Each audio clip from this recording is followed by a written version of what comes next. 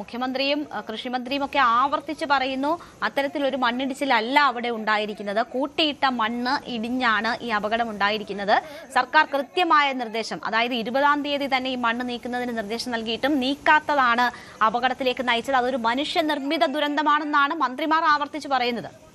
തീർച്ചയായും രേണുക, സത്യത്തിൽ ഇത്തരത്തിൽ ഇവിടെ ഒരു നിർമ്മിതി നടത്താൻ പറ്റിയ ഒരു സ്ഥലമല്ല. പക്ഷേ നമുക്കറിയാം, ഈ ഒരു തുരങ്കപാതയുമായി ബന്ധപ്പെട്ട് തന്നെ പരിസ്ഥിതി പ്രവർത്തകരടക്കം വലിയ വിവാദങ്ങളൊക്കെ ഉണ്ടാക്കിയിരുന്നതാണ്. അവരൊക്കെ വലിയൊരു സൈബർ ആക്രമണം തന്നെ നേരിട്ടതാണ്. പക്ഷേ ഇതിന്റെ സത്യാവസ്ഥ വന്ന് നോക്കുമ്പോൾ ഈ ഒരു പ്രദേശത്തെ അല്ലെങ്കിൽ ഇവിടുത്തെ ഒരു ഭൂമിശാസ്ത്രപരമായുള്ള ഒരു പ്രത്യേകത നോക്കി കഴിഞ്ഞിട്ടുണ്ടെങ്കിൽ ഒരു തുരങ്കപാതയ്ക്ക് പറ്റിയതല്ല. പക്ഷേ അതിന്റെ ഈ ഒരു തുരങ്കപാതയുമായി ഉള്ള ആ ഒരു നിർമ്മാണത്തിന്റെ മണ്ണ് കുറെ അവിടെ നിന്ന് മാറ്റാനുണ്ടായിരുന്നു. അത് ഇവിടെയുള്ള ജനങ്ങൾ തന്നെ പറയുന്നുണ്ട്. കാരണം അത് മാറ്റിയില്ലെങ്കിൽ മഴ പെയ്യുന്നതോടെ അപകടമാകുമെന്ന്. പക്ഷെ ആ ഒരു മണ്ണ് മാറ്റാത്തതിലൂടെയാണ് ഈ ഒരു സംഭവം സംഭവിച്ചിട്ടുള്ളതെങ്കിലും അതിന്റെ പുറകിൽ നിന്ന് മണ്ണ് ഇടിഞ്ഞു വന്നിട്ടുണ്ടോ എന്നുള്ളത് കാഴ്ച നമുക്ക് ഇവിടെ വരുമ്പോഴേ അത് അറിയുകയുള്ളൂ. കാരണം ഔദ്യോഗികമായിട്ട് നമുക്ക് അല്ലെങ്കിൽ ഇനി അത് പാറയിൽ നിന്നാണോ എന്ന് സ്ഥിരീകരിക്കാൻ കഴിയില്ലെങ്കിലും ഇവിടുത്തെ ഒരു കാഴ്ചയിൽ നിന്ന് നമുക്ക് മണ്ണ് ഇടിഞ്ഞു വന്നതായിട്ട് തന്നെയാണ് നമുക്ക് കാണുന്നത്. കാരണം നമ്മളിതിന്റെ അടുത്താണുള്ളത്. അപ്പൊ ഈ ഒരു മണ്ണ് നീക്കം അവിടെ കൂട്ടിയിട്ട മണ്ണ് മാത്രമല്ല താഴേക്ക് വന്നിട്ടുള്ളത്. അങ്ങനെ വരികയാണെങ്കിൽ ഇത്ര വലിയൊരു അപകടത്തിലേക്ക് വരാനുള്ള സാധ്യതയുമില്ല. എന്തായാലും ഇപ്പോഴത്തെ ഒരു അവസ്ഥയിൽ, കാരണം നമുക്കറിയാം ഈ ഒരു പ്രദേശം, കാരണം ആ മലയുടെ മുകളിൽ നിന്നാണ് ഈ മണ്ണ് താഴേക്ക് വീണിട്ടുള്ളത്. അവിടെ തന്നെ അവിടെ ഇത് നിർമ്മാണവുമായി ബന്ധപ്പെട്ട എല്ലാ സ്ഥലങ്ങളും മണ്ണിനടിയിലേക്കാണ് പോയിട്ടുള്ളത്. അതുകൊണ്ട് തന്നെ ഇതിനെ നമുക്ക് ആ ഒരു രീതിയിൽ കരുതാൻ കഴിയില്ല. രേണുക, ശരി, ജയരാജാണ് വിവരങ്ങൾ നൽകുന്നത്. ഈ മണ്ണ് കൂട്ടിയിട്ട അപകടത്തിനൊപ്പം തന്നെ ഉരുൾപൊട്ടലും ഉണ്ടായിട്ടുണ്ട് എന്നതാണ് അവിടെ ദൃശ്യങ്ങൾ കണ്ടതിൽ നിന്ന്, അവിടെ എത്തി കാര്യങ്ങൾ മനസ്സിലാക്കിയതിൽ നിന്ന് ജയരാജ് റിപ്പോർട്ട് ചെയ്യുന്നത്. വലിയ ദുരന്തത്തിലേക്ക് നയിച്ചത് ആ ഉരുൾപൊട്ടൽ കൂടിയാണ് എന്നതാണ് ജയരാജ് സൂചിപ്പിക്കുന്നത്. അതേസമയം മുഖ്യമന്ത്രിയും മന്ത്രിമാരും പറയുന്നത് ഇതൊരു മനുഷ്യനിർമ്മിത ദുരന്തമാണ്. സർക്കാർ നിർദ്ദേശങ്ങൾ അവഗണിച്ചുകൊണ്ട് ഈ കരാർ കമ്പനി മണ്ണ് നീക്കം ചെയ്യാത്തതാണ് ഇങ്ങനെ ഒരു ദുരന്തത്തിലേക്ക് നയിച്ചത് എന്നതാണ് സൂചിപ്പിക്കുന്നത്. മനുഷ്യനിർമ്മിത ദുരന്തം എന്ന വാക്ക് തന്നെയാണ് ആവർത്തിച്ച് കൃഷിമന്ത്രി ടി സിദ്ദിഖ് പറഞ്ഞുകൊണ്ടിരുന്നത്. കനത്ത മഴയിൽ അപകടത്തിന് സാധ്യതയുള്ളതിനാൽ കൊങ്കൺ റെയിൽവേ അധികൃതർ ഉൾപ്പെട്ട യോഗത്തിൽ ഈ കാര്യങ്ങൾ നിർദ്ദേശിച്ചിരുന്നു എന്നതാണ് സൂചിപ്പിച്ചിരുന്നത്. പക്ഷേ ആ നിർദ്ദേശങ്ങളൊക്കെ അവഗണിച്ചുകൊണ്ട് മണ്ണ് നീക്കം ചെയ്യാതെ തന്നെ കിടന്നതാണ് അപകടത്തിലേക്ക് നയിച്ചതെന്ന് പറയുന്നു. എന്തായാലും ആ കാര്യങ്ങളിലൊക്കെ കൂടുതൽ പരിശോധനയും വിശദീകരണങ്ങളും ആവശ്യമായി വരുന്നുണ്ട്. മേപ്പാടി പഞ്ചായത്തിലെ കള്ളാടിയിലാണ് മണ്ണിടിച്ചിൽ പരിക്കേറ്റ് വലിയ ദുരന്തം സംഭവിച്ചിരിക്കുന്നത്. ഇപ്പോൾ 2 പേരുടെ മരണം സ്ഥിരീകരിച്ചിരിക്കുന്നു എന്നതാണ് ജയരാജ് സൂചിപ്പിക്കുന്നത്. നേരത്തെ മുഖ്യമന്ത്രി കാര്യങ്ങൾ വിശദീകരിക്കുമ്പോൾ ഒരു മരണം സ്ഥിരീകരിച്ചു എന്നതാണ് പറഞ്ഞിരുന്നത്. അതേസമയം അത് 2 മരണം എന്ന നിലയിലേക്ക് അവിടെ നിന്ന് വ്യക്തമായ വിവരങ്ങൾ ലഭിക്കുന്നു എന്ന് മനസ്സിലാക്കുന്നു. 7 പേരെ പരിക്കുകളോടെ ആശുപത്രിയിൽ പ്രവേശിപ്പിച്ചിട്ടുണ്ട്. 7 പേരെ കാണാതായിരിക്കുന്നു. അവർക്കായുള്ള തെരച്ചിൽ നടക്കുന്നു. ആശുപത്രിയിൽ പ്രവേശിപ്പിച്ചിട്ടുള്ളത് കിരൺകുമാർ, ദിലീപ്, സൂരജ് യാദവ്, സഞ്ജയ്, രജനീഷ്, തന്മയ് ഘോഷ് എന്നിവരെയാണ്. അവർക്ക് കൂടുതൽ വിദഗ്ധ ചികിത്സകൾ ഉൾപ്പെടെ നൽകാനുള്ള നിർദ്ദേശങ്ങൾ നൽകിയിട്ടുണ്ട്. അവർ ആശുപത്രിയിലാണ് ഉള്ളത്.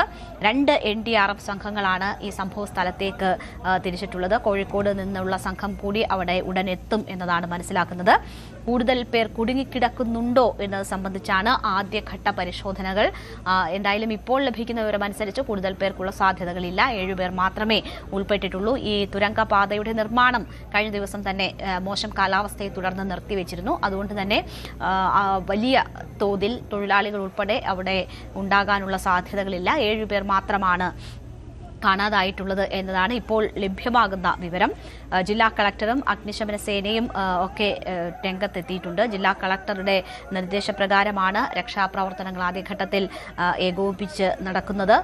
ഇനി 3 മണിക്ക് ശേഷം മന്ത്രിമാർ ഉൾപ്പെടെയുള്ളവരുടെ സംഘം തിരുവനന്തപുരത്ത് നിന്ന് വയനാട്ടിലേക്ക് തിരിക്കും. അവർ സംഭവ സ്ഥലത്തെത്തും. പിന്നീട് അവരുടെ കൂടി നേതൃത്വത്തിൽ കൂടുതൽ ഊർജിതമായ തെരച്ചിൽ നടക്കും എന്നതാണ് പ്രതീക്ഷിക്കുന്നത്.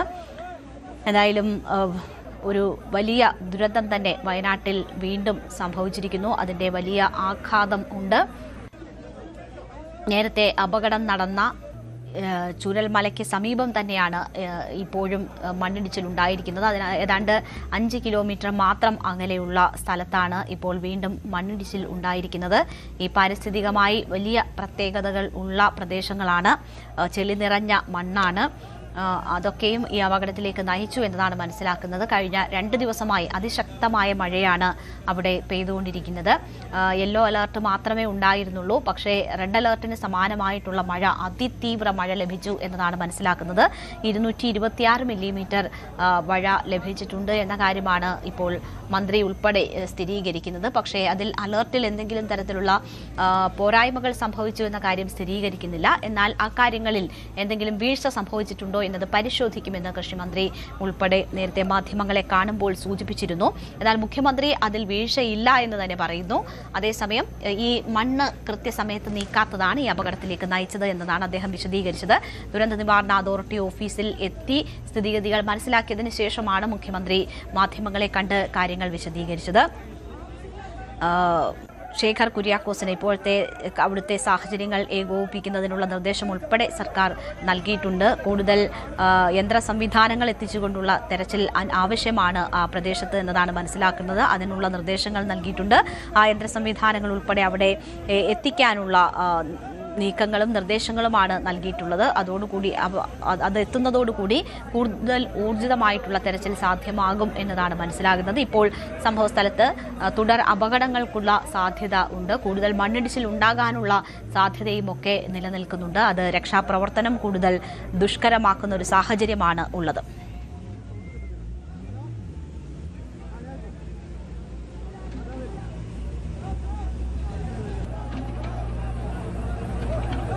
ഇത് മനുഷ്യനിർമ്മിത ദുരന്തം എന്നതാണ് മുഖ്യമന്ത്രിയും മന്ത്രി ടി സിദ്ദീഖും ആവർത്തിച്ച് പറയുന്നത്. അവിടെ ഒരു മണ്ണിടിച്ചിൽ, അമിത മഴ മൂലം ഉണ്ടായിട്ടുള്ള, അതിതീവ്ര മഴ മൂലം ഉണ്ടായിട്ടുള്ള മണ്ണിടിച്ചിലല്ല ഉണ്ടായിട്ടുള്ളത് എന്നത് പറയുന്നു.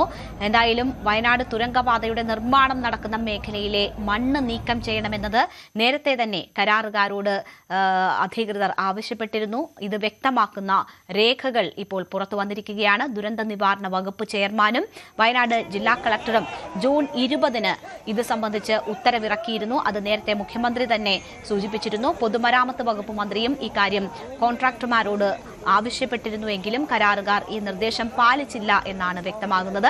മുഖ്യമന്ത്രി വി ഡി സതീശൻ ഈ ആരോപണം നേരത്തെ ഉന്നയിച്ചിരുന്നു. ഇപ്പോൾ ആ ഉത്തരവ്, അതിന്റെ പകർപ്പാണ് ന്യൂസ് 18 പുറത്തുവിടുന്നത്. ജൂൺ 20 തന്നെ ഈ മണ്ണ് നീക്കം ചെയ്യുന്നതുമായി ബന്ധപ്പെട്ട് കൃത്യമായ നിർദ്ദേശം കളക്ടർ പുറപ്പെടുവിച്ചിരുന്നു. മുഖ്യമന്ത്രി നേരത്തെ മാധ്യമങ്ങളോട് സംസാരിച്ചപ്പോൾ ആ നിർദ്ദേശം നൽകിയതിന്റെ രേഖകൾ തന്റെ കൈവശമുണ്ട് എന്ന കാര്യം പറഞ്ഞിരുന്നു. ഇപ്പോൾ ന്യൂസ് 18 ആ രേഖകളാണ് പുറത്തുവിടുന്നത്. ജൂൺ 20 തന്നെ നിർദ്ദേശം നൽകിയിട്ടും ആ നിർദ്ദേശം പാലിക്കപ്പെട്ടില്ല. അതാണ് ഇപ്പോൾ ഈ വലിയ ഒരു ദുരന്തത്തിലേക്ക് നയിച്ചിരിക്കുന്നത്. ജൂലൈ 7 ആകുമ്പോൾ പോലും ഈ ജൂൺ 20 കൊടുത്ത നിർദ്ദേശം പാലിക്കപ്പെടാതെ പോയ ഒരു സാഹചര്യം, അതൊരു വലിയ വീഴ്ചയാണ് എന്നതാണ് ചൂണ്ടിക്കാണിക്കപ്പെടുന്നത്. മുഖ്യമന്ത്രിയും മന്ത്രിയും അതുതന്നെയാണ് പറയുന്നത്. ഈ കരാർ കമ്പനി അധികൃതർക്ക് അതുമായി ബന്ധപ്പെട്ടുള്ള നിർദ്ദേശം നൽകിയിട്ടും അത് പാലിക്കപ്പെടാത്തതാണ് ഈ അപകടത്തിലേക്ക് നയിച്ചിരിക്കുന്നത്. അതുകൊണ്ട് തന്നെ ഇതൊരു മനുഷ്യനിർമ്മിത ദുരന്തം എന്നതാണ് പറയുന്നത്. ഇപ്പോൾ നമ്മൾ പുറത്തുവിടുന്നത് ജൂൺ 20 കളക്ടർ നൽകിയ. കൂടുതൽ വാർത്തകൾക്ക് news 18 Keralam YouTube channel subscribe ചെയ്യുക.